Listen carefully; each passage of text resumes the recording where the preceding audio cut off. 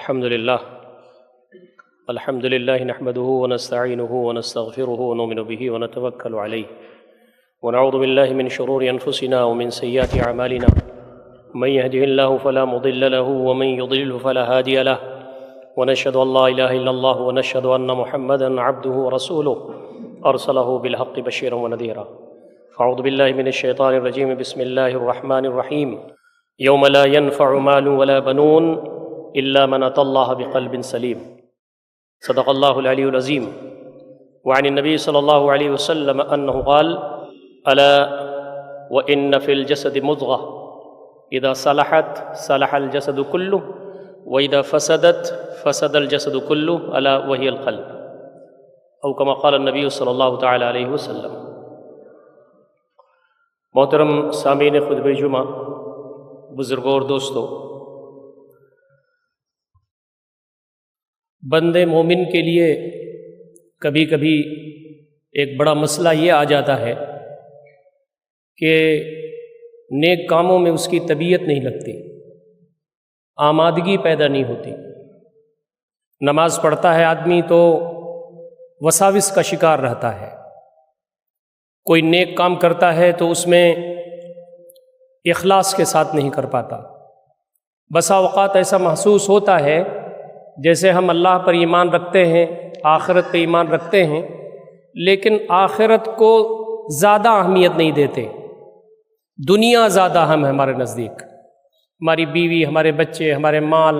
ہمارے اسباب، ہماری تجارت، ہماری کیریئر، یہ ساری چیزیں آخرت اور جنت سے زیادہ ہم کو اچھی اور اہم لگنے لگتی ہیں۔ ایسا ہم میں سے سب کے ساتھ ہوتا ہے، کسی کے ساتھ کم ہے، کسی کے ساتھ زیادہ ہے۔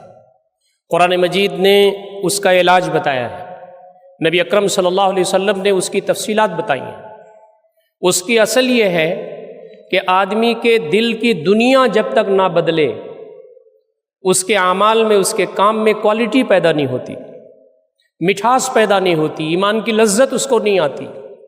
دنیا میں اس کو رونق نہیں محسوس ہوتی، اچھے کام کرنے میں اس کا دل نہیں لگتا۔ ہم تمام نمازیں پڑھتے ہیں، آج ہم نے فجر کی نماز پڑھی ہے، لیکن یہ کس کو معلوم ہے کہ اللہ رب العزت کے ہاں زیادہ اچھی کس کی نماز تھی؟ جس کا دل اچھا تھا، جس کے دل کی دنیا بدلی ہوئی تھی، جس کے اندر اخلاص زیادہ تھا، جس کے اندر خشوع و خضوع زیادہ تھا، جو اللہ رب العزت کے سامنے جواب دہی کے احساس میں ڈوب کر کے جس نے نماز پڑھی، اس کی نماز اللہ رب العزت کو زیادہ اچھی لگی ہوگی۔ تو اللہ رب العزت کو ایسا دل چاہیے جو صرف اسی کی طرف مائل ہو۔ یوم لا ينفع مال ولا بنون الا من اتى الله بقلب سلیم، جب بیٹے کام نہیں آئیں گے، اولاد کام نہیں آئے گی، نہ مال کام آئے گا، آدمی کا جو دل ہے، اور وہ دل قلب سلیم، ساری بیماریوں سے محفوظ دل، ریاکاری سے، غیبت سے، حسد سے، چغلی سے، وساوس سے، کبر سے، ان ساری بڑی بیماریوں سے محفوظ دل جو قلب سلیم کی شکل میں ہوگا، اللہ رب العزت اسی کو ویٹ دیں گے، اسی کو اہمیت دیں گے۔ نبی اکرم صلی اللہ علیہ وسلم نے یہ بات ہم تمام کو تو بہت پہلے بتا دی تھی کہ سنو، تمہارا جو جسم ہے اس میں کوئی خاص بات نہیں ہے، بس خاص بات ایک ہی ہے، الا وان فی الجسد مضغہ، جسم میں ایک لوتھڑا ہے، اذا صلحت صلح الجسد کلہ، جب وہ صحیح رہے تو پورا جسم صحیح رہتا ہے، وَإِذَا فَسَدَتْ فَسَدَ الْجَسَدُ كُلُّهُ، جب وہ خراب ہو جائے تو پورا جسم خراب ہو جاتا ہے۔ الا وَهِيَ الْقَلْبُ، سنو وہ دل ہے، دل کی فکر کیا کرو، دل کو ٹرانسپیرنٹ رکھو، دل کے اندر اللہ رب العزت کی محبت، اس کی خشیت ہو، دل کے اندر آخرت ہو، اس کی فکر کیا کرو۔ نبی اکرم صلی اللہ علیہ وسلم نے فرمایا یہ جو دل ہے ہمارا، یہ اللہ رب العزت کے دو انگلیوں کے درمیان ہے، یقلبہ او یصرفہ حیث یشاء، جدھر چاہتا ہے ادھر موڑ دیتا ہے، جدھر چاہتا ہے ادھر لے کے چلا جاتا ہے۔ بندے مومن کو توفیق مانگنی چاہیے کہ میرے مالک میرے دل کو اچھے کاموں کی طرف موڑ، نیک کاموں کی طرف موڑ، اپنی اطاعت کی طرف موڑ۔ بندہ جب بھی اللہ رب العزت سے دعا کرتا ہے کہ میرے مالک میرے دل کو اچھا بنا دے، تو اللہ رب العزت اس کو توفیق دیتا ہے۔ جب آدمی کو اپنے دل کی فکر نہ ہو، اپنے دل کے بارے میں اس کو احساس نہ ہو، تو دل جدھر چاہتا ہے ادھر جاتا ہے، اور اللہ رب العزت بھی کھلنڈرے دل، غافل دل، لاہی دل، اس کی پرواہ اللہ رب العزت کو نہیں ہے۔ اسی لیے وہ ہستی جس سے بہتر اس دنیا میں نہ کوئی پیدا ہوا نہ ہے قیامت تک ہوگا، ہمارے دل کی رگوں کی گہرائیوں میں ایمان کا حصہ ہے۔ آپ صلی اللہ علیہ وسلم اللہ تعالیٰ سے دعا فرماتے تھے، یا مقلب القلوب ثبت قلبی علی دینک، اے دلوں کو پلٹنے والے موڑنے والے، میرے دل کو اپنے دین پر جما دے۔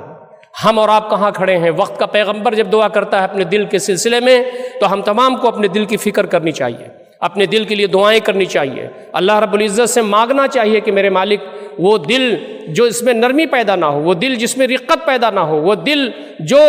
بہت سارے مسائل کو دیکھ کر کے نرم نہ ہو، وہ دل جو جہنم کی تپش کو دیکھ کر کے پگھلے نہیں، تو اللہ رب العزت سے دعا کرنا چاہیے کہ بارے اللہ ہمیں دل دے دے کہ ہمارے پاس دل نہیں ہے۔ یہ جو دل ہے وہ عظیم ہے۔ فرمایا گیا کہ اس دل سے آدمی عقل کا کام لیتا ہے۔ ہم تو سمجھتے ہیں کہ دل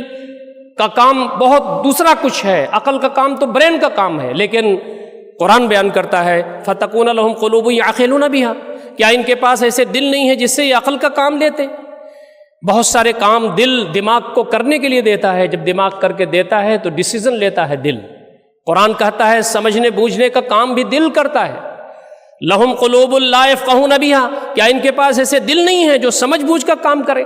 تو ہمارا جو دل ہے بہت عظیم ہے، عقل کا کام، سمجھ بوجھ کا کام، سوچنے سمجھنے کا کام، ڈیسیزن لینے کا کام، اللہ رب العزت کے لیے محبت کے جذبے سے کام کو انجام دینے کی جو کیفیت ہے وہ دل کے اندر ہوتی ہے۔ لہذا کوشش کرنا چاہیے کہ اپنے دل کو بہتر سے بہتر بنایا جائے۔ نبی اکرم صلی اللہ علیہ وسلم فرماتے ہیں تمہارا جسم کتنا ہی خوبصورت صحیح، تمہاری آنکھیں، تمہارا دماغ، تمہارا یہ خوبصورت جسم، تمہارے یہ ہاتھ پیر، لک تمہاری پرسنالٹی کتنی اچھی کیوں نہ ہو، لیکن اللہ رب العزت کو اس سے مطلب نہیں ہے۔ ان اللہ لا ينظر الى صورکم ولا الى اجسامکم ولکن ينظر الى قلوبکم، اللہ رب العزت تمہارے چہروں کو نہیں دیکھتا، تمہارے جسم کو نہیں دیکھتا، تمہارے دلوں کے اندر کیا ہے اس کو دیکھتا ہے۔ تو ہمارا دل اتنا عظیم ہے کہ اللہ رب العزت اس میں جھانکتا ہے، اس میں یہ دیکھتا ہے کہ مجھ پر ایمان کتنا ہے، مجھ میں محبت کتنی ہے، یہ بندہ میرے لیے اپنے دل کو کتنا تڑپا رہا ہے۔ تو ہماری کوشش یہ ہونی چاہیے کہ اپنے دل کو ہم بہتر سے بہتر کریں۔ یاد رکھیے آدمی کبھی بھی کامیاب نہیں ہو سکتا اگر دل کے اندر شرح صدر نہ ہو،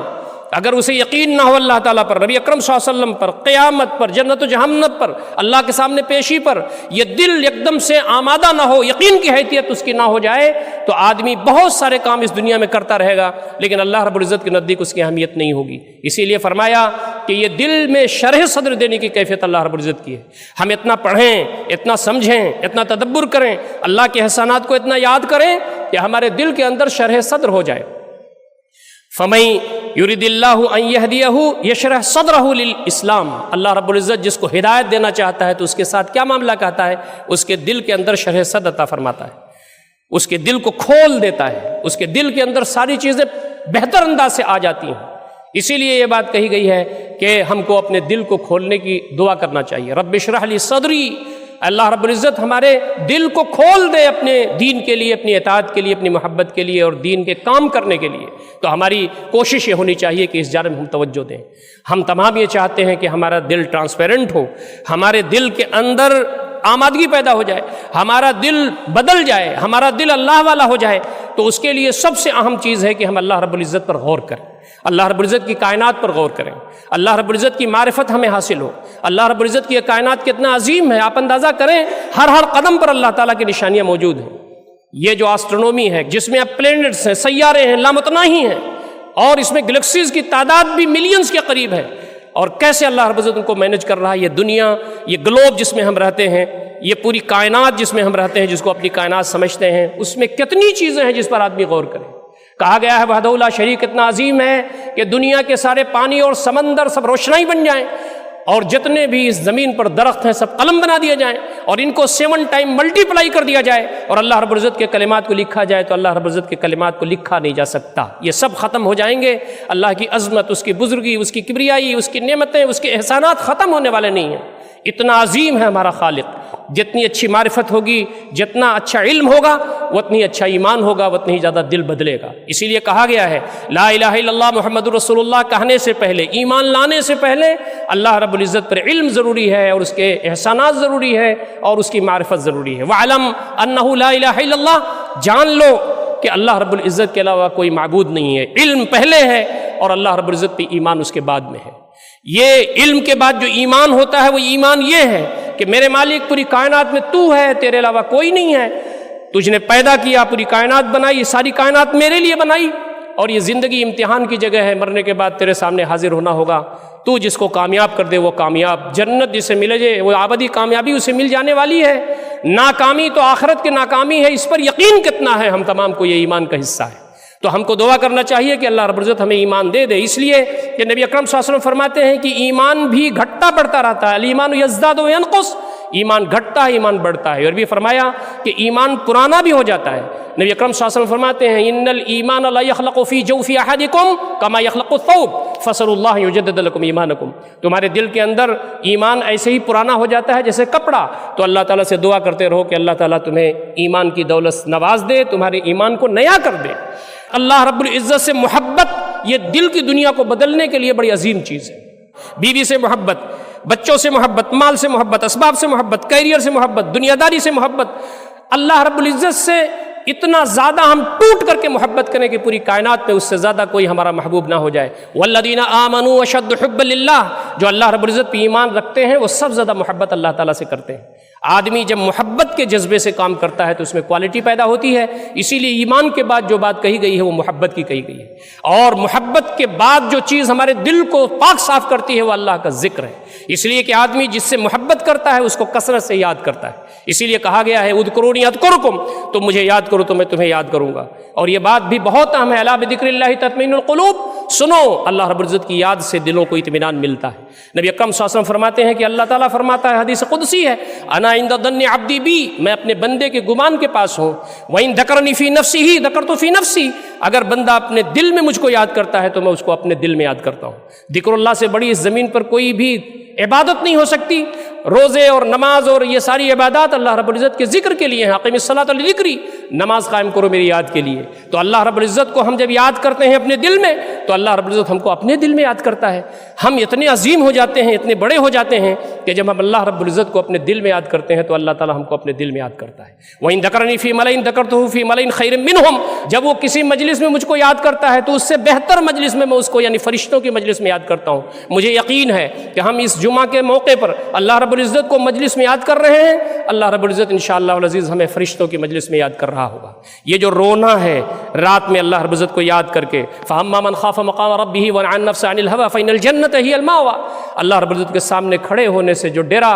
اور اس نے خواہشات نفس کی پیروی سے احتراز کیا، جنت اس کا ٹھکانہ ہے۔ تو فرمایا کہ رات میں 3 بجے 4 بجے آنکھ کھلے، آدمی وضو کر کے بیٹھ جائے، اللہ کے سامنے کھڑا ہو جائے اور آنکھوں سے آنسو روا ہو جائے تو پیوریفیکیشن ہوتا ہے دل کا، تطہیر قلب ہوتا ہے، دل پاک صاف ہو جاتا ہے۔ اسی لیے نبی اکرم صلی اللہ علیہ وسلم فرمایا من ذکر اللہ خالیا فضرفت عیناہ، جو تنہائی میں اللہ رب العزت کو یاد کر کے رو پڑے اور اس کی آنکھیں چھلک جائیں تو اس کو عرش الہی کے سائے میں جگہ ملے گی۔ ہماری کوشش ہونی چاہیے کہ ہمارا دل پاک ہو، صاف ہو، اللہ کی محبت سے، اس کے ذکر سے بالکل آراستہ ہو، تاکہ اس دنیا میں ہمارے رونق پیدا ہو جائے، مرنے کے بعد اللہ تعالیٰ کے یہاں بہتر بدلہ ملے۔ اور آخری بات جو میں آپ کے سامنے کہہ سکتا ہوں وہ یہ ہے کہ توفیق الہی کی دعا مانگا کرنا چاہیے۔ اللہ رب العزت کی توفیق کے بغیر ہمارا دل پاک صاف نہیں ہو سکتا، ہم اچھے اعمال نہیں کر سکتے اس زمین پر، اللہ تعالیٰ کی توفیق کے بغیر ہم اس زمین پر اللہ کے بندے بن نہیں سکتے، اللہ تعالیٰ کی توفیق کے بغیر بہت ساری جو محبتیں ہیں وہ اس دل میں آ جاتی ہیں۔ اللہ تعالیٰ کی توفیق جب ہوتی ہے تو سب سے پہلے اللہ کی محبت آتی ہے، پھر نبی اکرم صلی اللہ علیہ وسلم کی محبت آتی ہے، پھر ان سارے محبتوں کے تابع ساری محبتیں ہو جاتی ہیں اور وہ ایمان کا حصہ ہو جاتی ہیں۔ اللہ تعالیٰ سے دعا ہے کہ بار الہ ان ساری باتوں پر مجھے اور آپ کو عمل کرنے کی توفیق عنایت فرمائے۔ اقول قولی ھذا استغفر اللہ لی ولکم اجمعین واستغفروہ انہ الغفور الرحیم۔